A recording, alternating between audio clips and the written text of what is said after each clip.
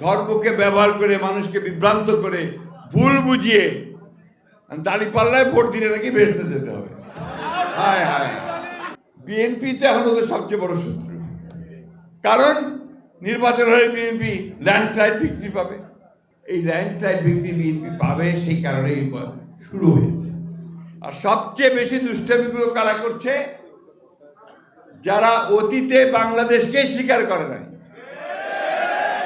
যারা বাংলাদেশের স্বাধীনতাতে বিশ্বাসী করে নাই, এবং ওই সময় যে আপনাদের বললেন যে কত মানুষ মেরেছে, আমাদের মা বোনদের কতজনের সম্ভ্রমহানি করেছে, কতজনকে পাকিস্তান হানাদার বাহিনীর হাতে আমাদের মা বোনদের তুলে দিয়েছে, সেই হিসাব আমরা ভুলি নাই।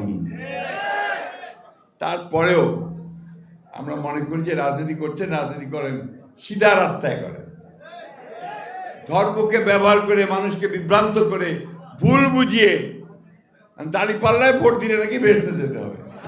হায় হায়, চিন্তা করেন। তাহলে আর আমার নামাজ পড়া, আল্লাহর কাছে কমপ্লিট সারেন্ডার করা, ইমান আনা, এগুলোর দরকার নাই নাকি? আমাদের এখানে অনেকে আছেন, তারা ভালো বলতে পারবেন।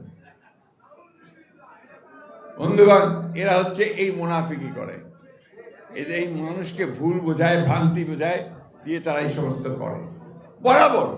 আজকে না, পাকিস্তান আন্দোলন যখন হয়, ভারতবর্ষ যখন স্বাধীন হচ্ছে, যখন জিন্না লড়াই করছেন মুসলমানদের আবাসস্থল পাকিস্তানের জন্য, তখন তাদের নেতা মৌলানা মওদুদি পাকিস্তান আন্দোলনে করেননি, বিরোধিতা করেছেন। আমি কথাগুলো বলতে না, আজকে বলতে বাধ্য হচ্ছি, কারণ তারা এই কথাগুলো আজকে বিভিন্নভাবে বিএনপিকে মিথ্যা প্রচার করে। বাংলাদেশ স্বাধীনতা যুদ্ধ করেছে প্রতিটি মানুষ, তখন তারা বিরোধিতা করেছে, ঠিক না?